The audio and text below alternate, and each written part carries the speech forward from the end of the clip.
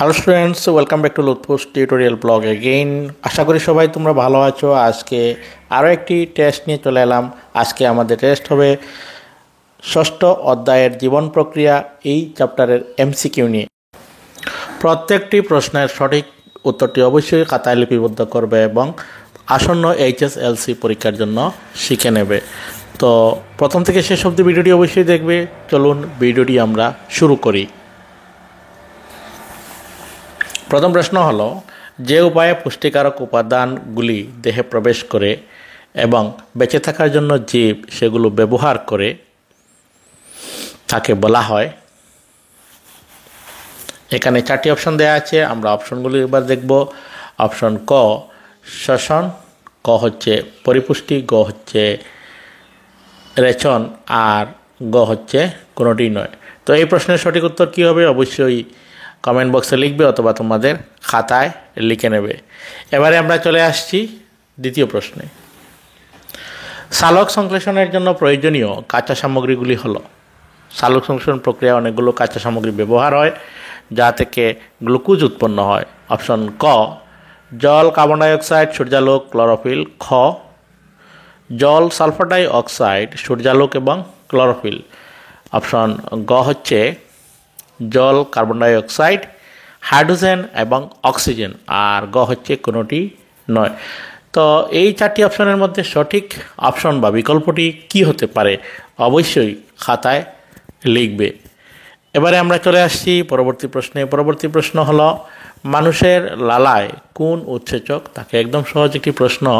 আমাদের লালা গ্রন্থি থেকে লালা নির্গত হয় এবং লালায় অনেকগুলো উৎসেচক থাকে, তার মধ্যে এখানে সঠিক কোনটি? অপশন ক ট্রিপসিন, খ স্যালাইভারি অ্যামাইলেজ, গ হচ্ছে পেপসিন, আর গ হচ্ছে আয়োডিন দ্রবণ।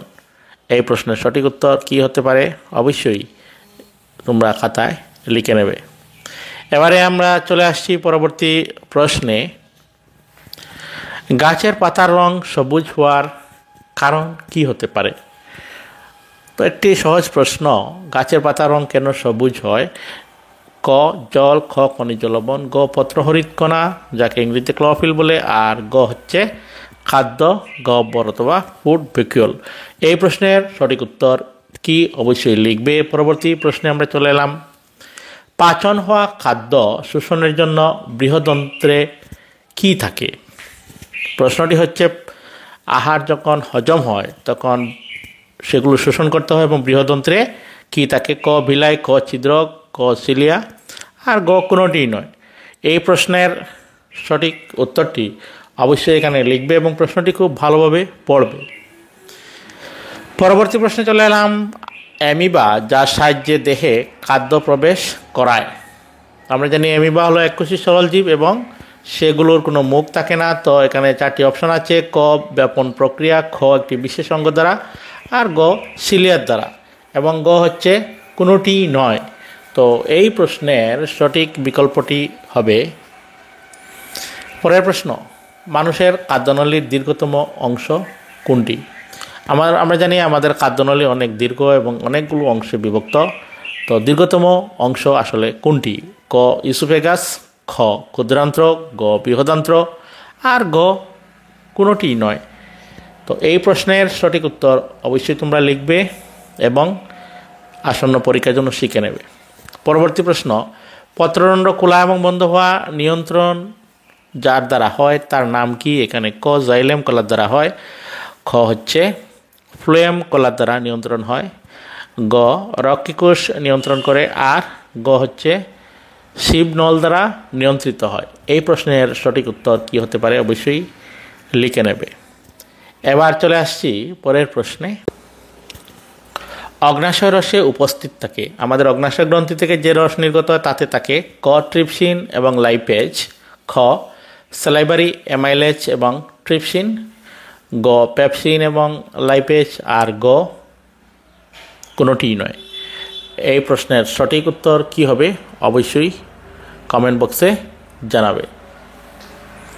পরবর্তী প্রশ্নে চলে আসছি। পরবর্তী প্রশ্নটি হলো, এককোষী জীবের দেহে পরিবহন সংগঠিত হয় যে প্রক্রিয়া তার নাম কি? এককোষী জীব অনেকগুলো আছে, যেমন বিশেষ করে অ্যামিবা, তার দেহের পরিবহন প্রক্রিয়ার নাম ক রক্ত দ্বারা, খ ব্যাপন প্রক্রিয়ার দ্বারা, গ জলের দ্বারা, আর ঘ কোনোটি নয়। তো এই প্রশ্নের সঠিক উত্তর কী হবে অবশ্যই তোমরা লিখবে এককোষী জীবের দেহে পরিবহন সংগঠিত হওয়ার প্রক্রিয়ার নাম। পরবর্তী প্রশ্নে চলে আসছি, পিত্তরস পাচন ঘটায়। পিত্তরস আসলে যার পাচন করে, এখানে ক কার্বোহাইড্রেট, ক হচ্ছে চর্বি, গ হল প্রোটিন, আর ঘ কোনোটি নয়। তো এই প্রশ্নের সঠিক বিকল্প কোনটি হবে অবশ্যই লিখবে। যকৃৎ থেকে নির্গত হয়ে পিত্তরস পিত্তথলিতে জমা থাকে এবং সেখান থেকে চলে আসে খাদ্যনলীতে।